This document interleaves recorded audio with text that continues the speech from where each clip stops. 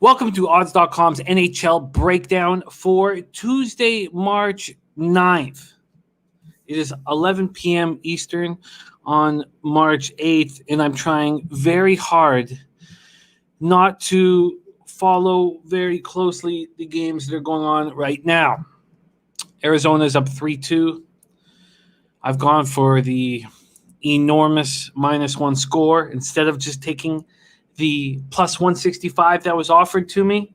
We'll see if that blows up in my face or sends me to Glory Town. Plus 343 -1. It'd be my biggest -1 of the year. I'm on the Canucks -1 at plus 259. They're down 1-0. And I'm on the Kings -1 at plus 136. They're tied 2-2. God. Woo! Shit. Palms are leaking. All right.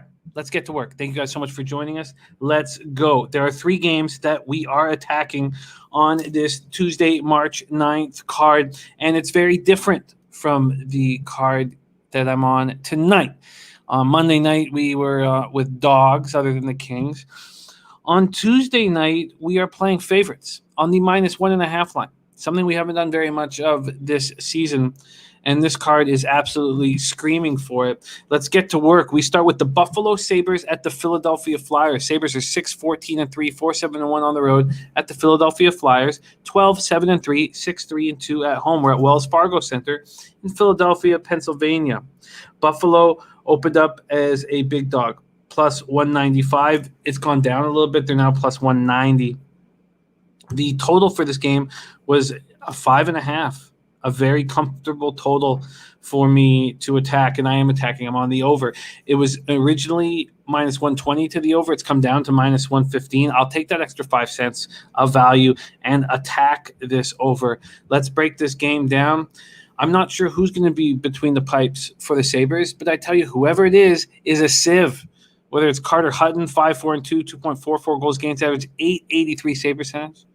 Or Jonas Johansson, 0-3-0, 3.93 goals against average, 893 save percentage. Carter Hutton is a character guy, and that's why he excelled as a backup goaltender.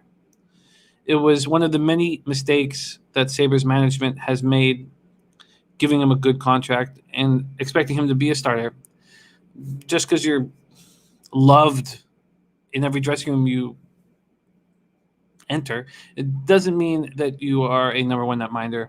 And he's a perfect example of that.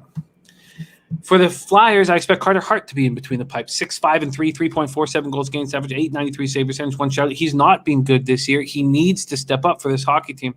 The Sabres' power play is 29.7%. It's very, very good. Their penalty killing is 82.4%. And imagine this power play if Eichel wasn't stuck in neutral. I mean, this would be a 35% hit rate. I'm on the Flyers -1.5 at plus 110, and I'm also on the over 5.5 at -115.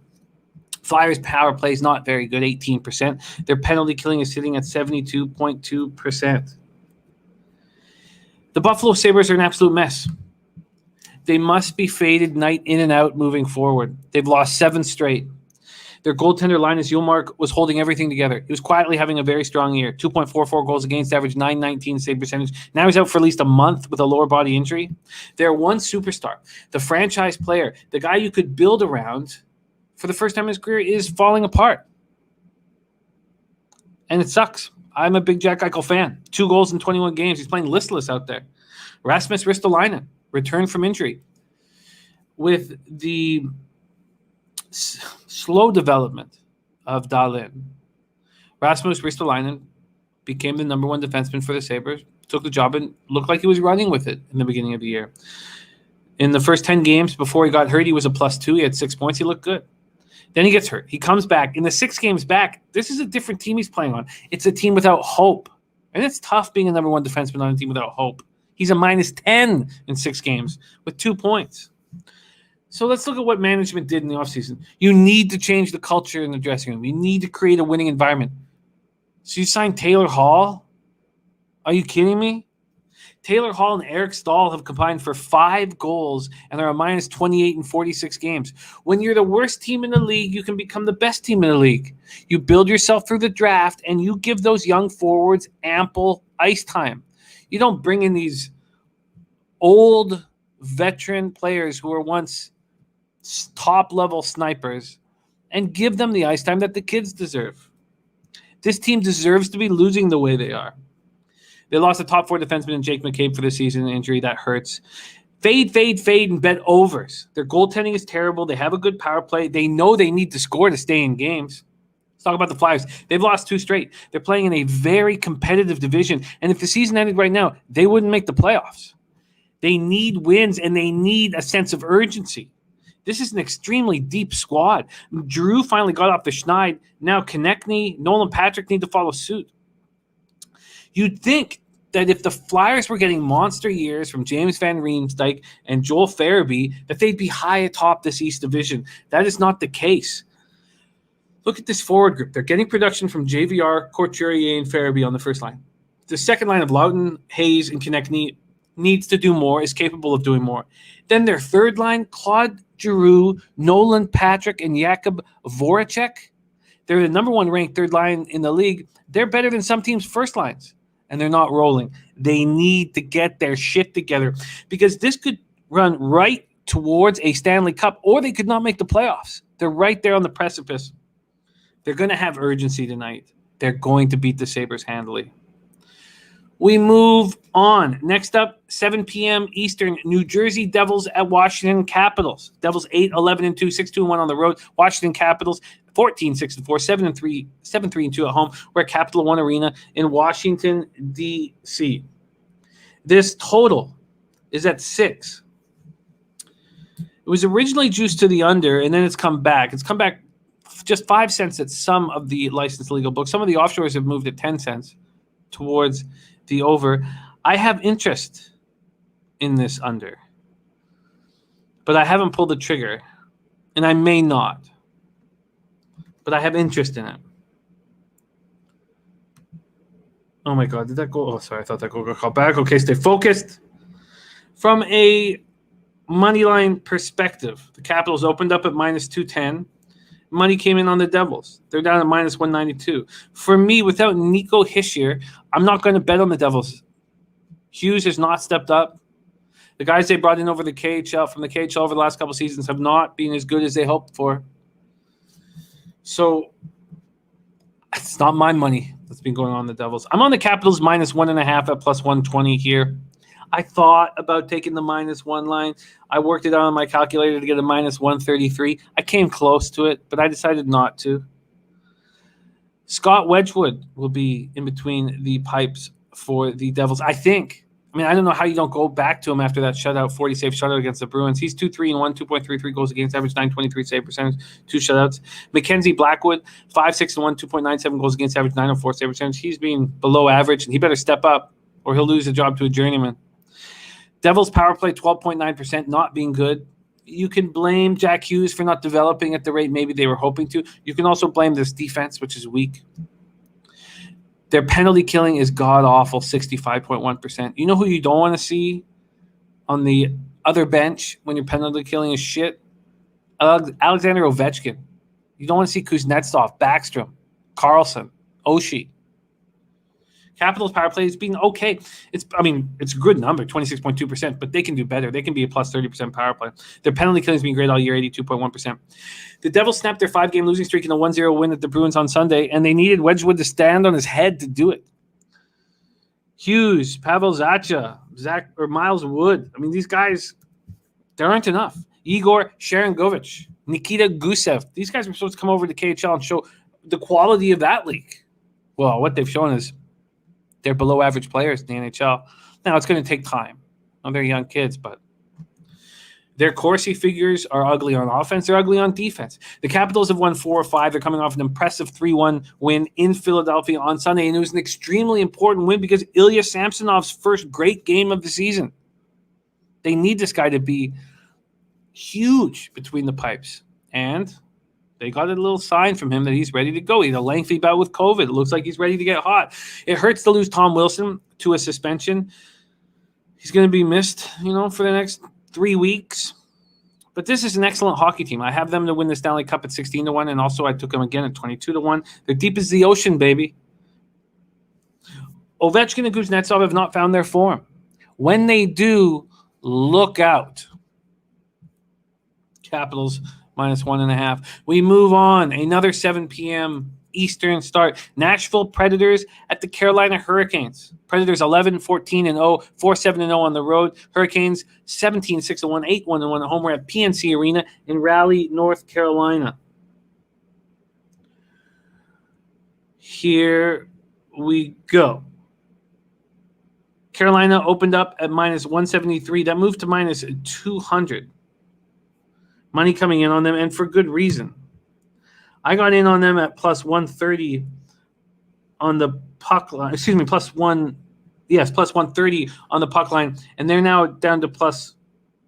No, you can still get in a +130 in most of the books. I shouldn't get too happy about myself, but not all of them. Some of them down to +125, and I expect that to be the way this moves. This total, something I'm very uncomfortable with. This total is sitting at 5.5, and it did open at 6. It's moved down to 5.5. Interesting.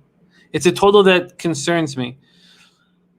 I don't know how to expect offense from this Predator squad, even though we just saw it against Dallas.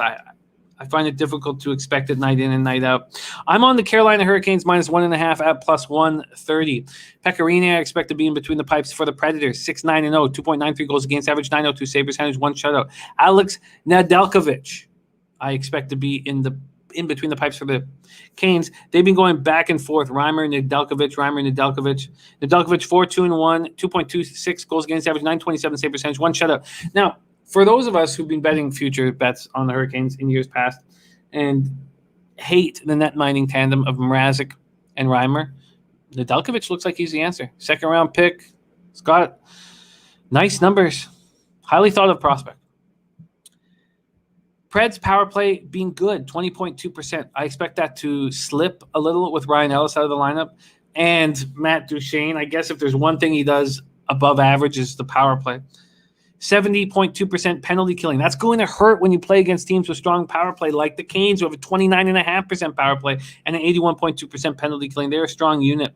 The Predators snapped their 3-game losing streak with a 4-3 shutout win at Dallas on Sunday. They were fortunate to play them with Klingberg and Rupi Hintz out of the lineup. Klingberg was away for the birth of his son. That was fortunate. They lost Matt Duchene to a lower body injury, and they are likely better without him. I mean, he plays on the periphery. You don't win hockey games with players who play on the periphery unless they're elite scorers, and Duchene hasn't been that except for 1 year in his career.